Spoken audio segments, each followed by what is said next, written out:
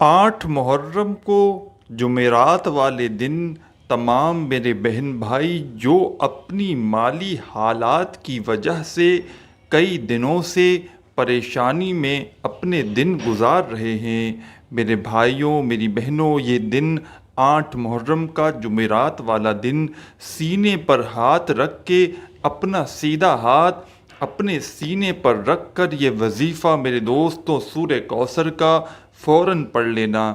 آپ لوگوں کی قسمت اگر نہ بدل جائے تو پھر مجھے کہنا۔ اتنا جو ہے وہ مجرب وظیفہ ہے میرے دوستوں، اور اتنا ہی آسان وظیفہ ہے۔ مطلب آپ لوگوں کو پڑھتے وقت کسی قسم کی کوئی مشکلات نہیں ہوگی۔ یہ وظیفہ بہت ہی آسان سا وظیفہ ہے اور بہت ہی مجرب وظیفہ ہے۔ 8 محرم کو جمعرات والے دن میرے بھائیوں میری بہنوں ایسی قسمت کھلے گی کہ دنیا یاد کرے گی۔ آپ لوگوں کو پیسوں کی تنگی کی وجہ سے اگر آپ لوگ واقعی میں پریشان ہو تو یہ 1 سے 1.5 منٹ کا وظیفہ ہر حال میں 8 محرم کو جمعرات والے دن لازمی پڑھ لینا۔ میرے دوستوں آپ لوگوں کے نصیب بھی چمک جائیں گے، پورا سال دولت کی رزق کی بارش بھی ہوگی، پیسوں کی تنگی بھی فوری طور پر ختم ہوگی، اور جو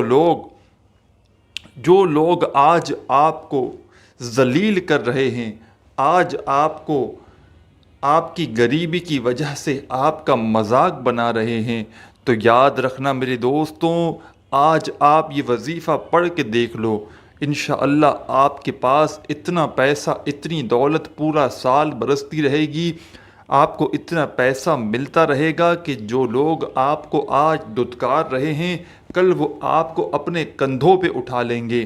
میرے بھائیوں میری بہنوں، یہ پیسہ چیز ہی ایسی ہے کہ جس بندے کے پاس ہو اس کو لوگ عزت بھی دیتے ہیں، اس کو جو ہے وہ اپنے پاس بٹھانا بھی پسند کرتے ہیں، اور جہاں پتہ چلتا ہے کہ یہ کنگال ہے، یہ کنگلا ہے، اس کے پاس کچھ نہیں ہے، تو لوگ اس کو دیکھ کر منہ پھیر لیتے ہیں، اس کو دیکھ کر گلی میں سے رستہ بدل لیتے ہیں۔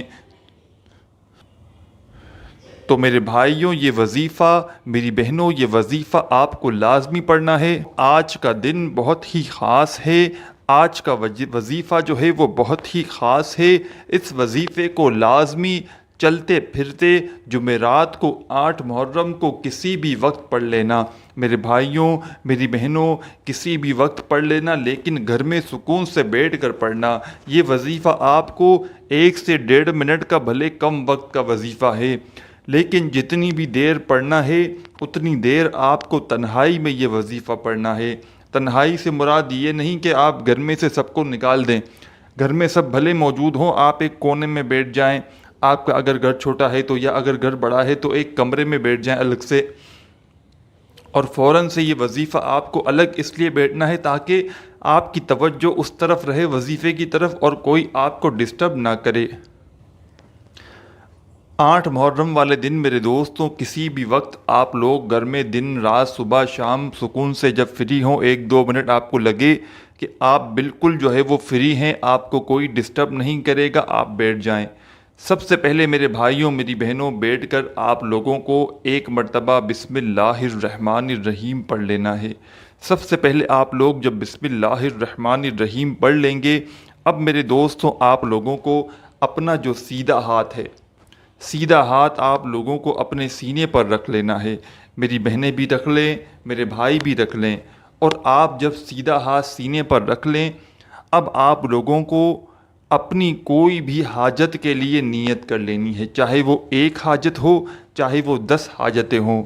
سیدھا ہاتھ سینے پہ رکھ کر آپ لوگ اس طرح حاجت کر سکتے ہیں کہ مجھے ذاتی مکان مل جائے، میں اس کے لیے وظیفہ پڑھ رہا ہوں۔ میں آپ کو مثالیں دے رہا ہوں کیونکہ جو زیادہ تر لوگوں کے مسائل ہیں وہ یہی ہوتے ہیں۔ میرا قرض ختم ہو جائے، میں اس کے لیے وظیفہ پڑھ رہا ہوں، مجھے دولت مل جائے، میں اس کے لیے وظیفہ پڑھ رہا ہوں، میری بیماری ختم ہو جائے، میں اس کے لیے وظیفہ پڑھ رہی ہوں، میری جو ہے وہ پریشانیاں دور ہو جائیں، میں اس کے لیے وظیفہ پڑھ رہا ہوں، میرے بچے بچیوں کی شادی ہو جائے، میں اس کے لیے وظیفہ پڑھ رہا ہوں یا پڑھ رہی ہوں۔ میری بہنیں اور میرے بھائی جتنی بھی ان کی حاجتیں ہوں، جتنی بھی ان کے مسائل ہوں، جس طرح میں نے بتایا اسی طرح اپنی حاجتوں کی نیت، اپنے مسائل پریشانیوں کو ختم کرنے کے لیے آپ کو نیت کرنی ہے۔ اور سب سے پہلے بسم اللہ الرحمن الرحیم کہنا ہے میرے دوستوں، پھر سیدھا ہاتھ سینے پر رکھنا ہے، پھر حاجتوں کی نیت کرنی ہے، پھر آپ لوگوں کو سب سے پہلے ایک مرتبہ درود پاک پڑھ لینا ہے۔ کوئی بھی درود پاک پڑھ لیں جو آپ کو یاد ہو، جو آپ کو آسان لگتا ہو۔ اپنی طرف سے کوئی بھی کمی پیشی بالکل نہ کیجیے گا۔ کسی طرح کی کوئی کمی پیشی کریں گے آپ لوگ تو آپ لوگ پھر وظیفہ اثر نہ ہو تو مجھے نہ کہنا، مجھے مت بتانا کہ وظیفہ اثر نہیں ہوا۔ اسی طریقے سے آپ کو کرنا ہے۔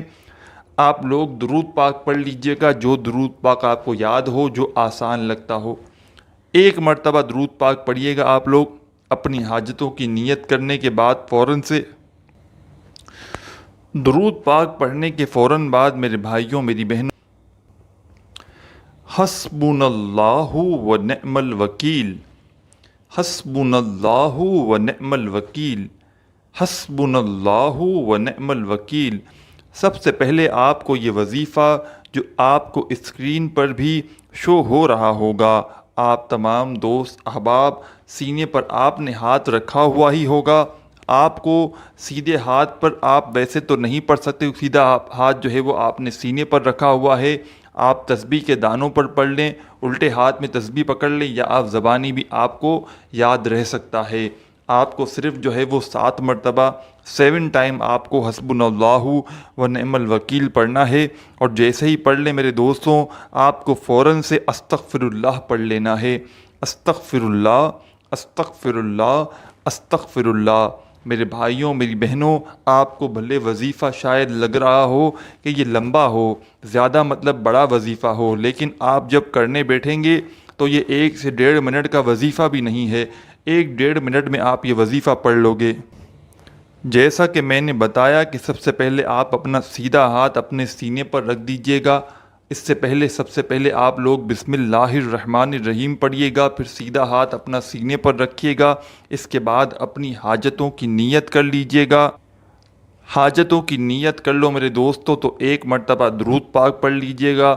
1 مرتبہ درود پاک پڑھنے کے بعد آپ لوگ 7 مرتبہ 7 مرتبہ حسبنا اللہ و نعم الوکیل پڑھ لیجئے گا۔ اس کے فوراً بعد آپ لوگوں کو انا اعطیناک الکوثر فصل لربک وانحر ان شانیک هو الابتر۔ سیدھے ہاتھ پر تو آپ سیدھا ہاتھ تو آپ نے اپنا سینے پر رکھا ہوا ہے۔ آپ لوگ صرف 3 مرتبہ آپ لوگوں کو سورہ کوثر پڑھنی ہے۔ آپ ویسے بھی یاد کر سکتے ہیں، آپ کو تسبیح کی وہ جو ہے وہ نیڈ نہیں ہوگی، ضرورت نہیں ہوگی، آپ ویسے بھی پڑھ سکتے ہیں۔